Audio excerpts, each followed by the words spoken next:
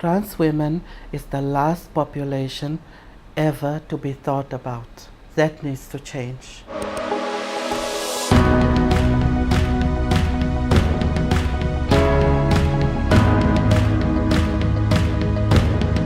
South Africa is perceived a lot as a country that is very free and that we have rights, but there are limitations to those rights. There's always a disconnect from what is written on paper and what is the lived reality. We get a lot of pushback in terms of trans identities being positioned as un-African, unnatural, ungodly, and that is a context that influences our work. Also, trans women, we are very invisibilized in feminist spaces. It's like we don't have the same legitimacy as other women to be in feminist spaces. That's one of the reasons we started S.H.E.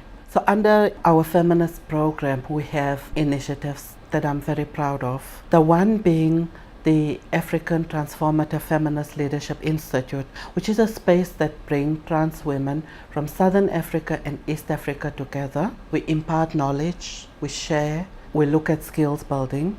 Building leadership is a very critical issue of S.H.E.'s work. In the movement, there's a lot of burnout, there's a lot of depression. I think that is one of the greatest forces which we work against. And sharing the responsibility with young leaders is part of our own well-being of trans women, my generation. It's up to them to take the movement forward.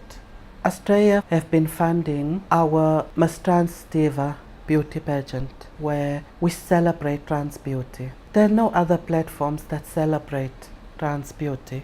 And it's been a useful space to engage with the community, to advocate for HIV and to dialogue about human rights issues. So we thank Astraea for giving us the funding and the space to host Miss Trans Diva. It's one of our most effective activities. Also, we can always rely on Astraea. They are conscious that we know best how to do the work on the African continent. They are led by what we tell them as people who work on the ground. That for me has been the best part about working with Astraea. It is so important for us to build leadership for the next generation because we have to sustain our movement.